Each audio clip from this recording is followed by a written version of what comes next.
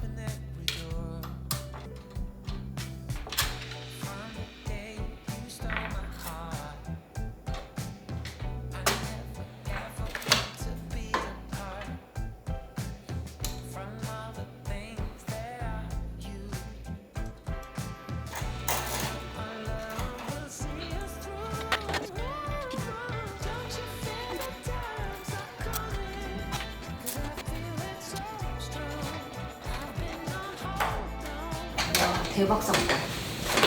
끝.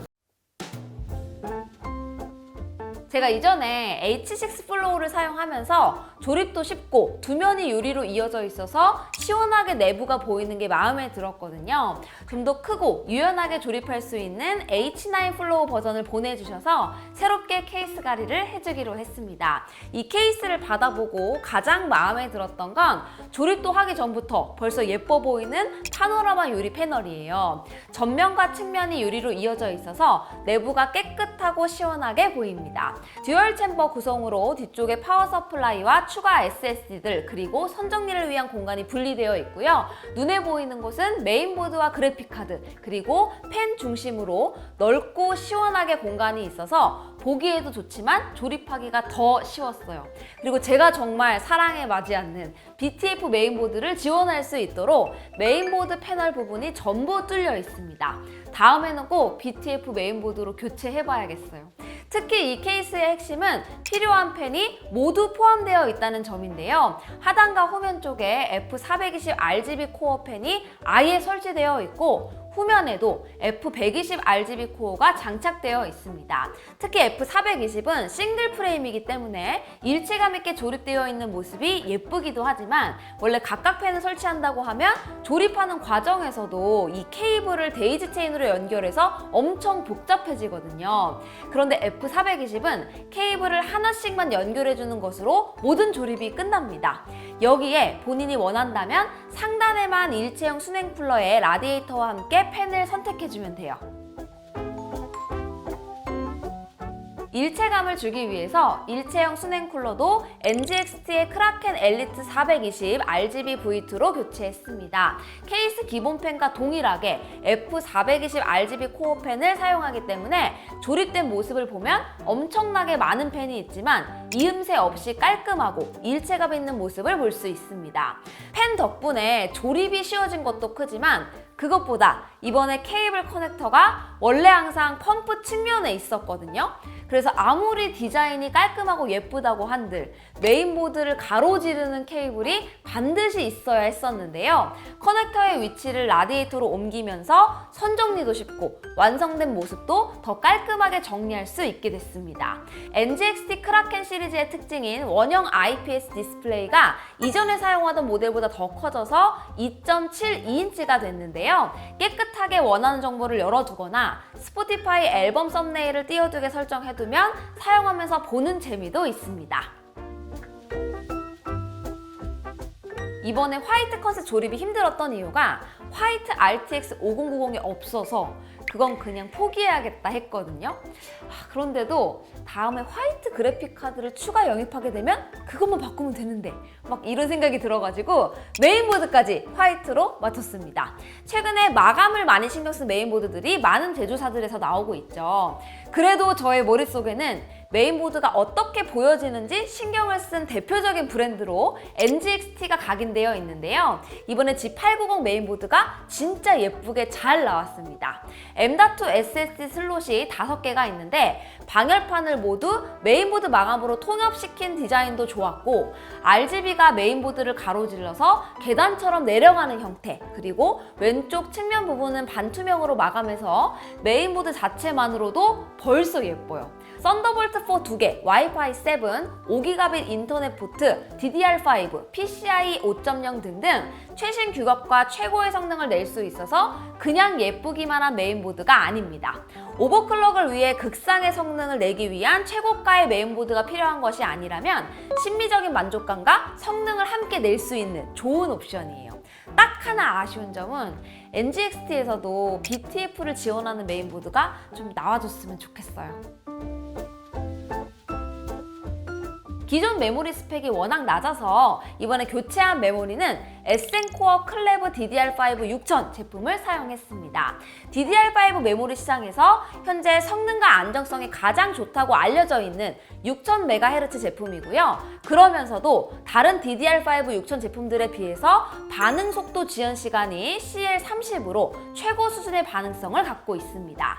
여기에 절대 포기할 수 없는 게 디자인이죠. RGB 기본 내장되어 있고 제가 앞으로 한 번 더 업그레이드 하려고 염두에 두고 있는 화이트 컨셉에 맞게 화이트 히트싱크를 갖고 있는데요. 이게 생각보다 드물어요. 그리고 시금치 말고 흑금치라고 하죠. SK 하이닉스 메모리를 사용한 것도 좋았습니다. 성능과 비주얼 측면 모두 만족스러웠어요. 오늘 교체한 케이스와 일체형 수냉 쿨러는 비주얼도 좋지만 조립 난이도가 너무 쉬워서 다음 PC 빌드에서도 그대로 활용하려고 하고요. 당장은 어서 BTF를 지원하는 메인보드로 교체하는 거, 그리고 RTX 5090을 한 대 더 조립할 일이 있을까 싶기는 하지만 만약에 렌더링용이나 AI용으로 필요하게 된다면 화이트 버전을 하나 들여서 화이트 PC 컨셉을 마저 완성해보고 싶습니다. 최근에 바빠지면서 재밌는 PC 조립도 많이 못하고 있는데요. 제가 재밌는 컨셉의 PC 빌드도 준비해보고 또 RTX 5090을 어떻게 사용하고 있는지도 보여드리도록 하겠습니다. 그럼 저는 다음 영상에서 또 인사드릴게요. 안녕히 계세요. 뭔가 화이트 버전이 예쁘기는 한데 왜 그런지 모르게 화이트 컨셉이 되면 좀 비싸지는 것 같기도 하고 그래도 너무 예쁘죠?